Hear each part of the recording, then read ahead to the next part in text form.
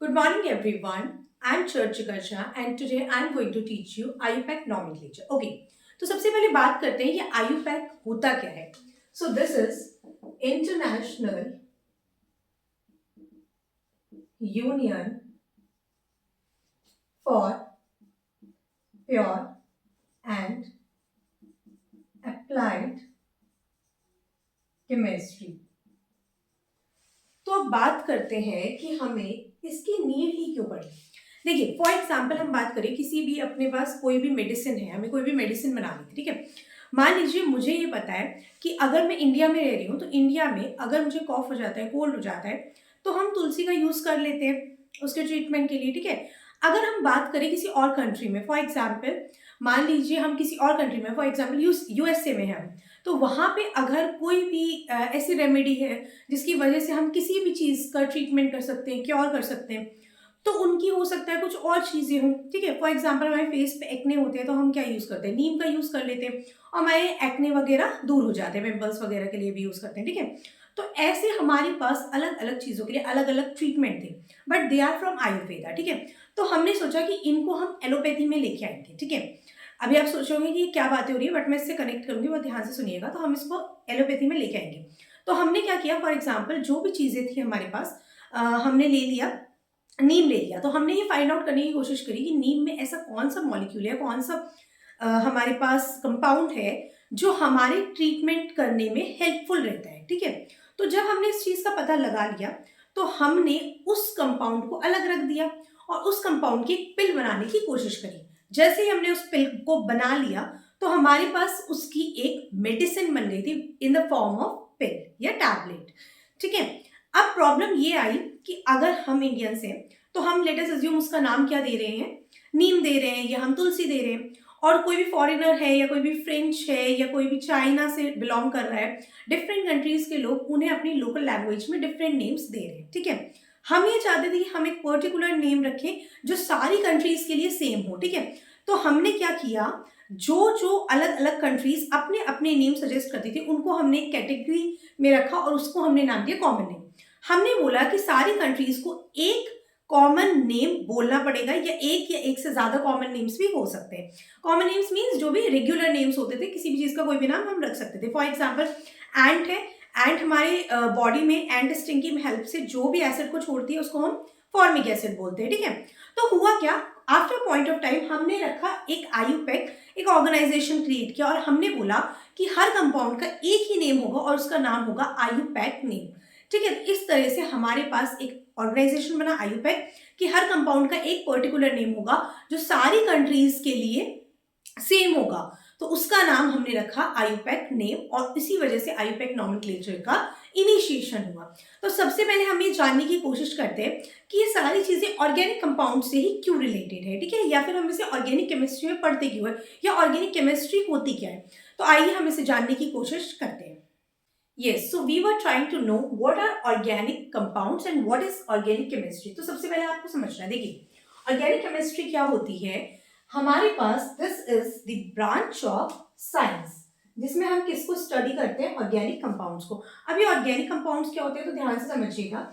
ऐसे कंपाउंड्स जिसमें हमारे पास कार्बन होता है उनको हम बोलते हैं ऑर्गेनिक कंपाउंड्स. अब देखिए ये डेफिनेशन हमने 10th तक पढ़ी थी और एक्चुअली हम कहें ये डेफिनेशन बहुत ही ओल्ड डेफिनेशन थी, क्योंकि ओल्ड डेफिनेशन हमें क्या कहती थी, ऐसे कंपाउंड्स जो हमें लिविंग ऑर्गेनिज्म से मिलते हैं जैसे कि प्लांट्स या फिर एनिमल्स, तो उन्हें हम क्या कहते थे, ऑर्गेनिक कंपाउंड्स. जैसे प्लांट से मिलने वाले कुछ कंपाउंड्स मैंने यहाँ लिखे हैं और एनिमल से मिलने वाले कुछ कंपाउंड्स यहाँ पे लिखे हैं. तो हमने बोला कि ये सारे कंपाउंड्स क्या होंगे, ऑर्गेनिक कंपाउंड्स, ठीक है. लेकिन हुआ क्या, बहुत सारे ऐसे कंपाउंड्स थे जो प्लांट से एनिमल से मिल रहे थे लेकिन फिर भी वो ऑर्गेनिक कंपाउंड्स की कैटेगरी में नहीं आ रहे थे, और बहुत सारे ऐसे कंपाउंड्स थे जो हमें प्लांट्स या एनिमल्स से नहीं मिल रहे थे लेकिन फिर भी वो ऑर्गेनिक कंपाउंड में आ रहे थे, लेकिन इसको अभी तक कोई प्रूव नहीं कर पाया था, ठीक है. तो ये जो हमारी डेफिनेशन चल रही थी इसके बेस पे एक साइंटिस्ट है जिन्होंने 1780 में हमें एक थ्योरी दी ऑर्गेनिक केमिस्ट्री की. साइंटिस्ट का नेम भी मैं आपको बता देती हूँ, साइंटिस्ट का नेम था बर्जीलियस. इन्होंने बोला ऑर्गेनिक कंपाउंड्स ऐसे कंपाउंड्स होते हैं जो हमें प्लांट्स या एनिमल्स से ही मिलते हैं और इनको हम, इस थ्योरी को हम क्या बोल देते हैं, वाइटल फोर्स थ्योरी. लेकिन फिर आए एक साइंटिस्ट जिनका नाम था वोलर। इन्होंने क्या करा, इन्होंने बोला मैं इसकी बात को बिल्कुल भी नहीं मानता, ना ही मैं आपकी वाइटल फोर्स थ्योरी को मानता हूं, मैं वाइटल फोर्स थ्योरी को रिजेक्ट करता हूं, और मैं ऐसा कोई ना कोई कंपाउंड डिजाइन करके दिखाऊंगा जो प्लांट या एनिमल से नहीं निकला हुआ होगा, लेकिन फिर भी वो कैसा होगा, हमारे पास ऑर्गेनिक कंपाउंड होगा। तो इन्होंने क्या किया, इन्होंने लिया अमोनियम साइनेट, और इन्होंने इस अमोनियम साइनेट से यूरिया को डिजाइन किया, और यूरिया हमारे पास क्या होता है, ऑर्गेनिक कंपाउंड होता है।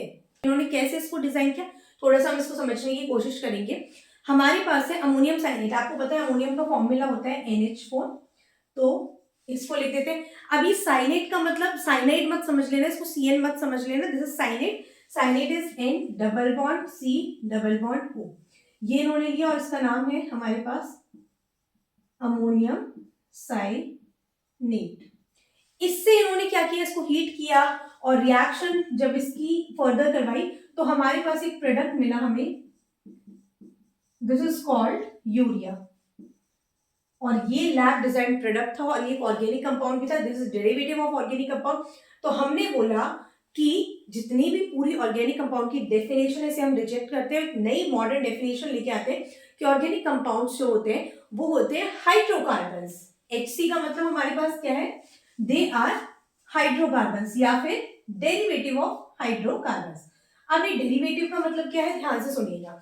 डेरिवेटिव का मतलब है ऐसे कंपाउंड जो हाइड्रोकार्बन से बनके निकले हैं, ठीक है। ये कंपाउंड सैचुरेटेड भी हो सकते हैं, अनसैचुरेटेड भी हो सकते हैं। सैचुरेटेड यानी कि इनमें सारे बॉन्ड कैसे होंगे, सिंगल। अनसैचुरेटेड जैसे कि एल्कीन्स और एल्काइन्स, जिनमें बॉन्ड क्या होंगे, डबल या ट्रिपल। यानी कि अनसैचुरेटेड कंपाउंड्स में पाई बॉन्ड्स होते हैं, और सैचुरेटेड कंपाउंड में केवल सिग्मा बॉन्ड होते हैं। डेरिवेटिव्स का मतलब क्या है, थोड़ा सा मैं आपको समझाने की कोशिश करती हूँ। फॉर एग्जाम्पल हमारे पास मीथेन है, ठीक है, तो इसमें केवल कार्बन और हाइड्रोजन है, so this is called hydrocarbon. लेकिन अगर मैंने इसकी रिएक्शन Cl2 से करवा दी, और यहां पे मैंने बना दिया CH3Cl, तो ये क्या बन गया, डेरिवेटिव ऑफ हाइड्रोकार्बन। इसमें सिर्फ क्लोरीन लगा है, लेकिन फिर भी क्या है, ये एक हमारे पास ऑर्गेनिक कंपाउंड है। क्लियर हुई इस तरह की बात। अच्छा, और क्या क्या डेरिवेटिव्स आपने पढ़े, आपने कार्बोक्सिलिक एसिड पढ़ा था 10th में, एल्डिहाइड पढ़े थे, कीटोन पढ़े थे, तो ये सारे भी क्या होते हैं, हमारे पास ऑर्गेनिक कंपाउंड होते हैं, and these are the derivatives of hydrocarbon. इनमें जनरली क्या होता है, इन कंपाउंड्स में यूजुअली हेलोजन्स लग जाते हैं, ऑक्सीजन, नाइट्रोजन, सल्फर, ऐसी कुछ चीजें लग जाती हैं, और हमारे पास ये क्या बन जाते हैं, organic compound, and these are the derivatives of hydrocarbon. So hope आपको ये पूरा जो भी हमने छोटा सा एक डेमो दिया था, या फिर छोटा सा हमने बस एक चैप्टर का इनिशिएशन किया था, इसके बारे में आपको समझ में आया होगा। अब जो एक्चुअल IUPAC नॉमेनक्लेचर है उसको हम नेक्स्ट क्लास में स्टडी करेंगे। सो सबसे पहले आप इस चैनल को सब्सक्राइब कर दीजिए अगर आप नए हो तो, और इस पे मैं ऑर्गेनिक केमिस्ट्री का पूरा कंटेंट डालने वाली हूँ। बट अगर इस चैनल पे अच्छे से कमेंट्स आते हैं, अगर आपको ये है कि हमें आप ये वाला टॉपिक पढ़ाइए, ये वाला टॉपिक पढ़ाइए, तो आप हमें इसको कमेंट करके बता सकते हैं मुझे। और अगर आप चाहते हैं कि फिजिकल केमिस्ट्री की भी सीरीज स्टार्ट हो, तो उसके लिए भी आप मुझे बता सकते हैं, ठीक है। Apart from it, I am thinking to start something other subject like maths और फिजिक्स। तो आप बताइए कि किस चीज़ में आपको नीड है, किस चीज़ में, मतलब आपके बोर्ड एग्जाम भी आ रहे हैं, तो हम क्या नया शुरू कर सकते हैं, या नेक्स्ट सेशन के लिए हम क्या नया शुरू कर सकते हैं। बट ये है कि प्रॉपर JEE नीट का पूरा कंटेंट आपको यहाँ पे दिया जाएगा। और अपार्ट फ्रॉम इट, अगर आपको चाहिए कि हमें रिटर्न नोट्स की भी रिक्वायरमेंट है, तो soon we are going to initiate a Telegram channel as well. And apart from it, इसका जो भी कंटेंट है उसके रिटर्न नोट्स भी आपको उस टेलीग्राम चैनल पे मिल जाएंगे। लेकिन आपको मुझे बताना होगा कि आपको क्या क्या कंटेंट चाहिए, ठीक है। JEE नीट के लिए जितना मैं पढ़ाऊंगी ये मोर देन सफिशिएंट है। इसमें मैं पूरा टैग करूंगी कि क्या आपको JEE के पॉइंट ऑफ व्यू से पढ़ना है, क्या नीट के पॉइंट ऑफ व्यू से पढ़ना है। पूरे PYQ यहाँ इस सेशन में करवाए जाएंगे। इसके अलावा अगर कोई भी फर्स्ट ग्रेड की प्रिपरेशन कर रहा है तो वो भी यहाँ से पढ़ सकता है। UPSC का अगर आप सब्जेक्टिव या डिस्क्रिप्टिव या ऑब्जेक्टिव पेपर अगर आप स्टडी कर रहे हो, तो वो भी आप यहाँ से स्टडी कर सकते हो। ये नोट्स मोर देन सफिशिएंट है, okay. And I am Charchika Jha, and right now I am currently teaching in an offline institute, and I am also a JEE and NEET educator. So hope आपको जो भी आज पढ़ाया वो समझ में आया होगा। If you like it, then like the video, and if you want to continue this session, then subscribe my channel. Thank you very much. And please revise these notes, okay. And अगर आप class में साथ के साथ भी notes बनाएंगे तो वो भी आपके लिए बेनिफिशियल रहेगा, ओके। अभी कुछ दिनों से मेरी जो हेल्थ है वो ठीक नहीं थी, तो इसकी वजह से मैं कंटिन्यू वीडियोस नहीं डाल पा रही थी, लेकिन अब यहाँ पे कंटिन्यू वीडियोस डालती जाएंगी। Thank you.